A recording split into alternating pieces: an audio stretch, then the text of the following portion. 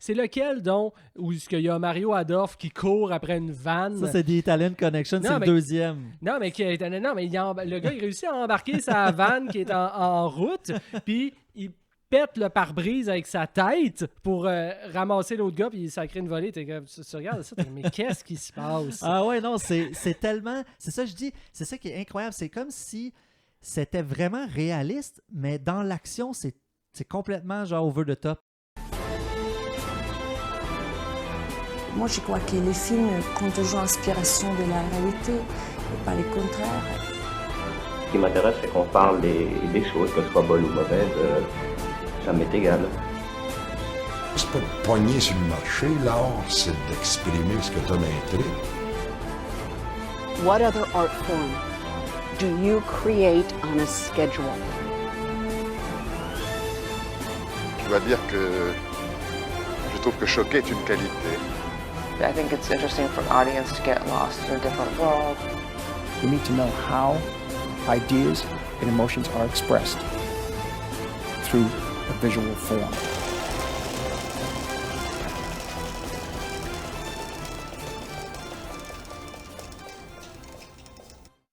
Salut tout le monde, bienvenue au Panoramique Podcast. Comment ça va mon cher Félix? Ça va très bien, Amir, ça va toujours très bien. Salut à tous.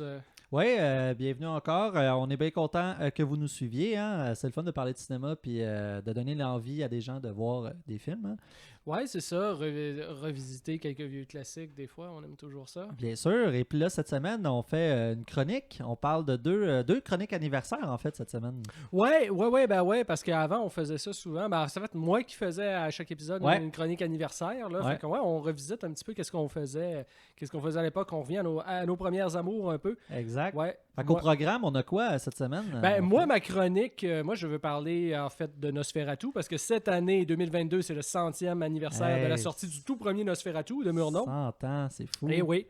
Le cinéma comme devient un vieillard petit à petit. Hein, on peut plus dire que c'est. On peut plus du tout dire que c'est un art jeune quand on peut parler de films qui sont sortis il y a un siècle. Là. On est vraiment rendu dans un art qui traverse les époques. Et puis c'est ça qui est beau. Il faut juste espérer qu'il va continuer de les traverser. Ah oui, 100% d'accord. Ouais, c'est très cool. Ouais, ça, j'ai bien hâte de voir ce que tu as à dire là-dessus.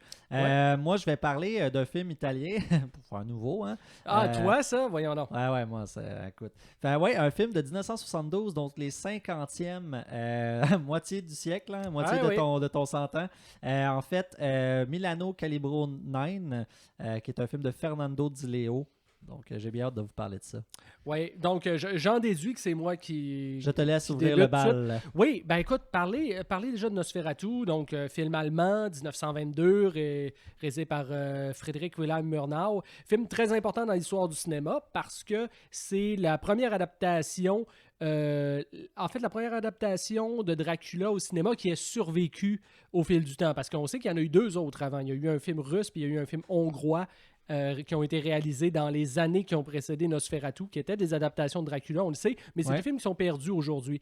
Il reste peut-être quelques photogrammes ici et là, mais c'est très, très, très difficile de savoir à quoi ces films-là pouvaient ressembler en réalité. C'est vraiment des films perdus, tandis que Nosferatu, lui, non seulement il n'est pas perdu, mais même c'est considéré par beaucoup de gens comme un des grands classiques du cinéma d'horreur, du cinéma expressionniste allemand, je vais y revenir tout à l'heure, mais aussi du cinéma en général. C'est vraiment considéré comme un film majeur.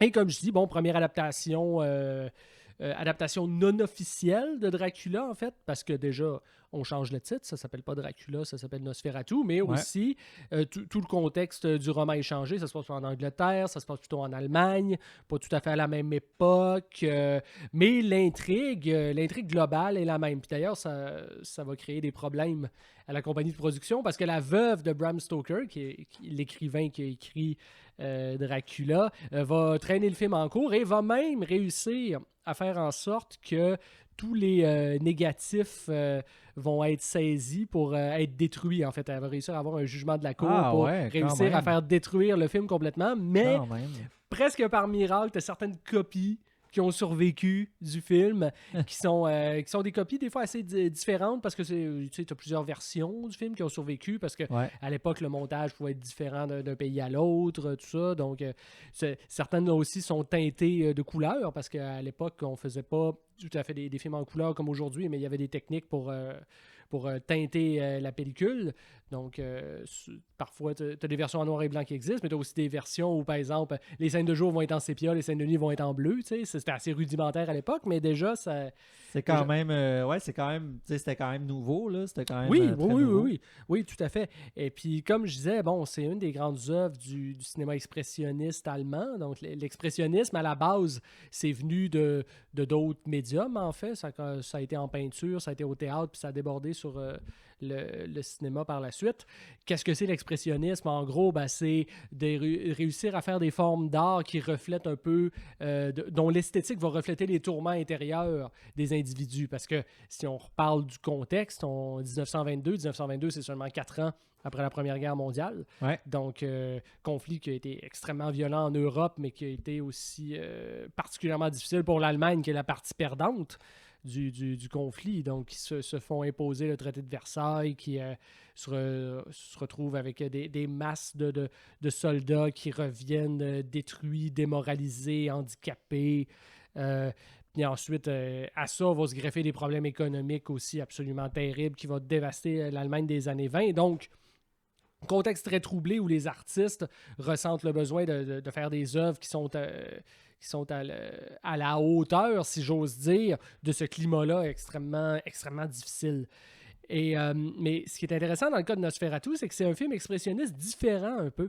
Parce que la plupart des films expressionnistes, déjà, sont tournés en intérieur. Pourquoi en intérieur? Parce que tu peux faire des décors qui défient un peu les limites des proportions, des trucs totalement oniriques. Tu peux travailler beaucoup plus les éclairages aussi quand tu es en intérieur. Puis la plupart des films expressionnistes vont être reconnus comme ça. Caligari, Faust, tous ces grands classiques-là.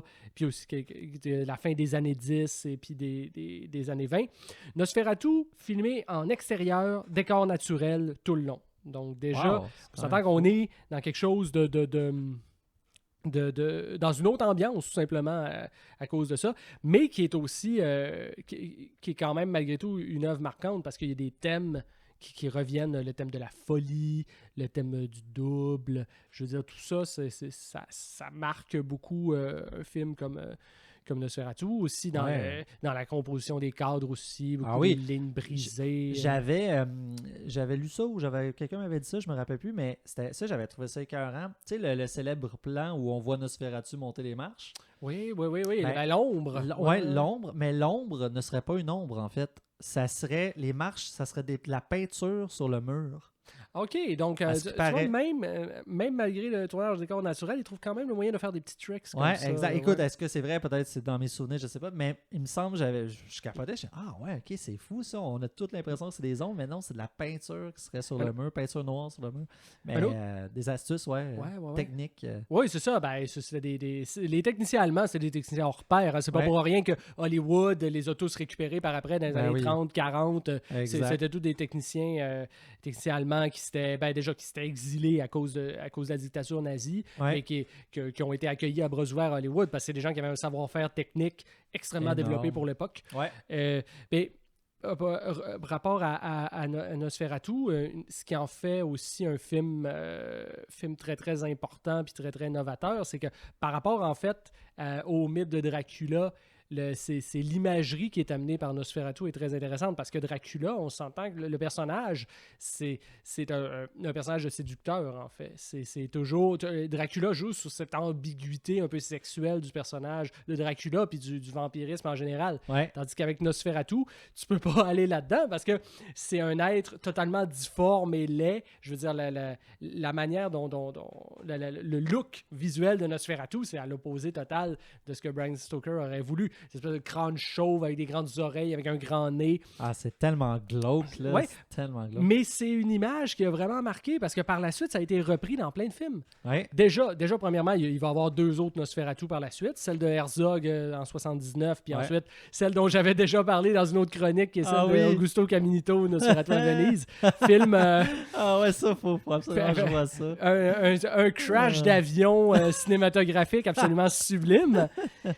Et donc, c'est ça, deux suites officielles comme ça, mais le look Nosferatu va être repris comme le maître des vampires là, dans la première saison de Buffy look Nosferatu Ouais. complètement. Ouais. T'as aussi le film de Toby Hooper, Silent Silent Slot Slot, aussi. ouais, c'est vrai, C'est il le ressemble même, beaucoup. le même look, vraiment. C'est vrai, il y a beaucoup. C'est vrai Ça a qu'il y marqué beaucoup inspiré. l'imaginaire. Ça a Ouais, marqué ouais. l'imaginaire beaucoup, Ouais. cette tronche-là, chauve. c'est je veux vrai. dire, ça touche à quelque chose d'un peu... puis, on pourrait vous nommer plein d'autres films. C'est clair que James Wan a été inspiré par ça. C'est clair que Neil Marshall, qui a fait The Descent pour ses créatures, a été inspiré par ça. Vraiment, quand tu parles d'une esthétique qui fait résonner quelque chose à l'intérieur pour que ce soit repris autant que ça, vraiment, surtout quand ça fait 100 ans, c'est ça qui est beau. C'est ça, des œuvres qui restent longtemps. C'est c'est fun, ça. Puis, avant de terminer ma chronique, je veux juste dire deux petites affaires. Ouais. Premièrement, il y a eu un film au début des années 2000, assez rigolo, qui a été fait, qui s'appelle Shadow of the Vampire, ce qui n'est pas un chef-d'œuvre, je vous le dis tout de suite, mais qui est basé sur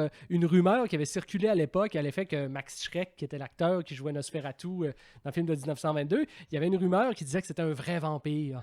Et puis, ce qui est juste le genre d'affaire qui pouvait sortir à l'époque, évidemment, parce que aujourd'hui, on sait que le gars a joué dans d'autres films, puis je veux dire, évidemment que c'est faux.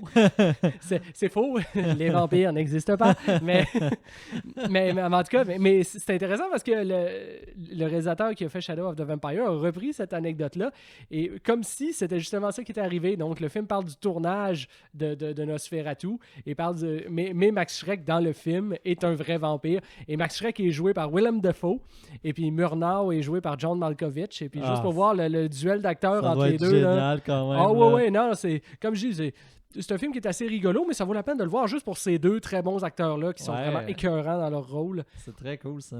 Et puis le deuxième truc que j'ai envie de dire, c'est que, les fans de cinéma d'horreur sont déjà au courant, mais je vais le dire quand même pour peut-être au bénéfice des autres. On pense pas juste aux fans, aux grands cinéphiles ici, là, on pense aussi à ceux qui veulent, à ceux qui sont des nouvelles recrues, à ceux qui sont de la chair fraîche. Qui vont découvrir. Ouais, c'est ça. Robert Eager, qui a fait The Witch, puis qui a fait The Northman aussi, qui est sorti récemment, prépare une nouvelle adaptation de Nosferatu. Est-ce qu'il va réussir à la faire? Quand est-ce qu'elle va sortir? On ne le sait pas.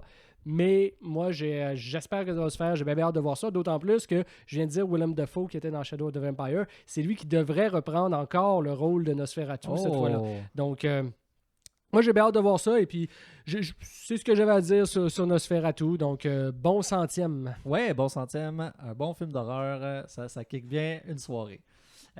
Écoute, moi, moins horrifique, plus dans l'action, moi j'y vais avec un film qui s'appelle Milano Calibro 9, hein? Milano Calibre, en fait c'est Calibre 9 en anglais, Calibre 9 en français, les 100 000 titres. C'est un film qui sort en 1972, qui est réalisé par Fernando Di Leo. Fernando Di Leo qui est réalisateur prolifique des années 60-70, des années 80 aussi, mais sur l'apogée, je pense, c'est ses films les plus connus, c'est justement ces films de crime policier, gangster italien des années 70, dont Milano Calibre 9, qui fait partie d'une trilogie, là, avec 2 suites. En fait, ça, c'est le premier d'une trilogie. Puis avec les deux autres, c'est The Italian Connection et The Boss. Fait que c'est ce qu'on appelle en français la trilogie du milieu. Donc, c'est un film, en fait, juste pour l'inscrire dans une mouvance, en fait, ces films-là s'inscrivent dans le Poliziotesco. Le Poliziotesco, qui était un sous-genre cinématographique des années 70. Dans le fond, c'est le film de police italien par excellence des années 70. C'est les films qu'on voyait, justement, il y a tout le temps une intrigue par rapport à des gangsters, de la police, des meurtres. C'est vraiment... faut pas oublier qu'à l'époque, en Italie, c'est les années de plomb. Donc, c'est la paranoïa, c'est des bombes qui explosent, c'est des crimes, c'est du vol, c'est du pillage, c'est tout ce que vous voulez. On retrouvait ça en Italie. Donc, les cinéastes, évidemment, on sortait de l'époque western des années 60, donc il fallait renouveler le cinéma. On arrive justement avec le giallo, hein, le mix entre les films de police, les films d'enquête, les films érotiques et les films d'horreur. C'est ça le giallo. Puis il y a le sous-genre du Poliziotesco qui est vraiment ancré dans le pur et dur police, gangster. Moi, j'adore ces films. J'ai eu la chance d'en voir quand même pas pire. Puis les films de Di Leo s'inscrivent là-dedans beaucoup. Moi, j'ai 2 coffrets à la maison, c'est 7 films. C'est génial, en fait. C'est des films qui ça bouge, la caméra épaule. C'est des films, en fait, que je trouve intéressants parce que c'est la façon de faire à l'italienne, c'est jamais du son in, c'est tout le temps du son refait en studio. Fait que les réalisateurs avaient le choix comme de filmer comme ils voulaient, parce que ça parle sur les tournages. C'est pas comme aux États-Unis, quand les Italiens arrivent aux États-Unis, ils arrivent pour parler, mais tout c'est silence radio, c'est genre on tourne. Là. Parce que c'est tellement des manières différentes de faire. Puis c'est ça qui est beau dans le film de police. Ça aide l'improvisation aussi un peu, ouais, parce que du moment que tu n'as pas comme la barrière du son, tu peux comme carrément, tu prends la caméra, tu diriges les acteurs en même temps, puis tu te dis hey, fais ci, fais ça, essaye ça. Exactement. C'est plus charnel. Là. Ben oui, puis tu peux amener des acteurs d'ailleurs qui ne parlent pas la même langue, parce que tu sais qu'ils vont être doublés plus tard. Fait que ça amène une ouverture sur beaucoup de choses que tu peux pas faire quand tu fais un film dans une seule et même langue. Il faut que tout le monde parle la même langue. Oui, et puis tu te ramasses avec des mélanges absolument incroyables. Des fois, des acteurs que tu dis, OK, comment lui il est parti de là pour se ramasser là-bas. C'est impressionnant, tu sais. Puis bon, les Italiens, c'était souvent ça, des classiques d'ailleurs qui essayent de revamper à leur manière. Mais le Poliziotesco, c'est ce que je trouve intéressant, c'est que c'est, si on veut, à mi-chemin entre le documentaire puis le film de fiction, justement, de police. Pourquoi? Parce qu'on sent justement une caméra qui se promène de tout bord, de tout côté, des poursuites dans les rues. La toile de fond, en fait, de ces films-là, c'est justement l'Italie. C'est les villes. C'est Rome, c'est Milan, c'est Gênes. Fait que souvent, on se promène dans une Italie, justement, où tout est un peu... On est sur le qui-vive. Puis c'est ça, puis ça te donne toujours cette impression-là d'étourdissement, tu sais, on ne sait plus à qui croire dans les personnages. Il y a souvent des double, triple cross, tu sais, c'est des affaires comme ça qui se passent dans l'intrigue que tu dis, mais on ne sait plus qui croire, tu sais, on essaye de... Puis, fait, ça, moi, je trouve que c'est génial, c'est très rythmé, puis je trouve que ça donne un beau portrait du cinéma, en fait, de l'Italie des années 70, parce qu'on sent que c'est très réaliste, mais très gonflé en même temps. Ah non, il y a des trucs over the top aussi. C'est ça. Moi, je connaissais pas ça, Poliziotesco, avant que tu m'en parles, toi, le grand fan de cinéma italien. Mais écoute, c'est lequel, donc, où il y a Mario Adolphe qui court après une vanne? Ça, c'est The Italian Connection, c'est le deuxième. Non, mais le gars, il réussit à embarquer sa vanne qui est en route, puis il pète le pare-brise avec sa tête pour ramasser l'autre gars, puis ça crée une volée. Tu regardes ça, mais qu'est-ce qui se passe? Ah ouais, non, c'est tellement... C'est ça, je dis, c'est ça qui est incroyable. C'est comme si c'était vraiment réaliste, mais dans l'action, c'est complètement genre over the top, tu sais. C'est ça se laisse. C'est l'arrière-cadre qui est réaliste, mais dans l'action, on se laisse entraîner dans une espèce de truc qui nous amène... complètement ailleurs. Qui défie toutes les lois de la physique. C'est ça, c'est quasiment fantastique, là, tu sais, c'est ça qui est absurde. Mais ces films-là, j'ai un attachement parce que, justement, on dirait qu'à force de tellement en voir, on sait plus qu'est-ce qu'on a vu, on sait plus qui a fait quoi, on sait plus, tu sais, on sait les grandes lignes, mais on sait plus qui a réalisé quoi, parce que les Italiens, c'est ça, c'est un mariage à l'infini, là, c'est une grande famille, le cinéma italien, fait que ces films-là en font pas exception. Mais en tout cas, ce que j'aime chez Fernando Di Leo, il y a vraiment une signature à lui. La musique aussi, j'aime beaucoup la musique du film Milano Calibro 9. En fait, c'est la musique d'un band qui s'appelle Osana, qui était un band justement rock progressif à la Goblin dans les années 70. Là. La musique est excellente. Il y a des acteurs connus, justement Barbara Bouchet, qui était une actrice tchèque de l'époque, sex symbole, tout ça. On a Gastoné Moshkin, justement, qui fait le personnage principal, lui qui sort de prison. Puis, en fait, les anciens malfrats, ils pensent qu'il a volé un butin de je sais plus combien de dollars, genre 300 000 $, whatever. Puis, dans le fond, on sait pas trop si c'est lui qui l'a ou c'est d'autres, mais tu sens que, justement, c'est la paranoïa, c'est de savoir qui est en train de faire quel coup, tu sais, puis qui s'allie contre qui. Puis c'est dans les rues, tu sais, ça se passe à Milan, on a des poursuites, c'est très violent, c'est très intense, des batailles à main, puis des poings sur la gueule, tout ça, c'est super grossier, mais en même temps, c'est tellement intéressant parce qu'il y a une forme de poésie avec la musique, avec les villes en background. Moi, j'adore ça. C'est comme si tu voyages dans une vieille Italie, tu sais, où on sait qu'il y avait beaucoup de problèmes, mais ces films-là, c'est ça que ça raconte. Puis dans les twists aussi... Il y a des films, je trouve, dans les thèmes, je trouve ça vraiment intéressant. Évidemment, il y a des choses qui ont peut-être moins bien vieilli, mais moi, en général, je trouve qu'il y a quand même des acteurs de renom qui sont là-dedans, des noms reconnus. Il y a des choses qui se passent dans ces films-là que je trouve géniales. Puis pour revenir à Gastoné Moshkin, qui est l'acteur principal, dans le fond, lui, il jouait dans The Godfather 2. C'est lui qui faisait Don Fanucci. Oui, l'ancien Don que Avant que Vito Corleone va tuer pour prendre sa place. Exactement. Puis là, il y a un gros chapeau avec son gros truc jaune. On le reconnaît même pas. En plus. Non, on le reconnaît pas. Quand tu m'as dit que c'était lui, je sais comme, de quoi tu parles. Ben écoute, même moi de même qui fait le saut en comme regardant IMDb un soir, puis fait attends, c'est lui, tu sais, fait que je capotais. Puis c'est dans les mêmes époques, c'est ça qui est fou. Ben oui. C'est les mêmes époques, c'est les mêmes années. 72, The Godfather 2, c'est quoi, 75? 74. 74, bon, c'est ça, fait que les mêmes années. Puis bref, moi c'est quelque chose que je trouve, en tout cas, c'est un film que j'adore, puis je pense que Fernando Di Leo, c'est un réalisateur qu'il faut découvrir. Puis le Poliziotesco, en général, c'est un genre qu'il faut revoir. C'est vraiment intéressant.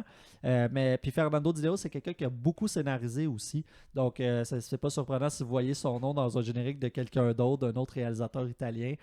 C'est quelqu'un qui a beaucoup œuvré là-dedans. Il a fait d'autres genres, évidemment, parce que c'était comme ça. L'Italie, on suivait les trends. Hein? Fait que, mais... Très bon film, moi c'est quelque chose que j'aime beaucoup, puis c'est beaucoup de plaisir, puis beaucoup de choses intéressantes sur l'histoire de l'Italie, donc un sous-genre à ne pas rater, fait que je voulais en parler un petit peu pour donner l'envie, fait que voilà. C'était bien intéressant, merci de nous avoir introduits avec plaisir. Milano Calibro9. Ben oui, fait que écoutez, ça complète la chronique d'aujourd'hui, hein? Fait que merci encore à notre tech Pascal. Merci Pascal, merci. Fidèle au poste. Ouais, et merci à vous qui nous écoutiez en fait.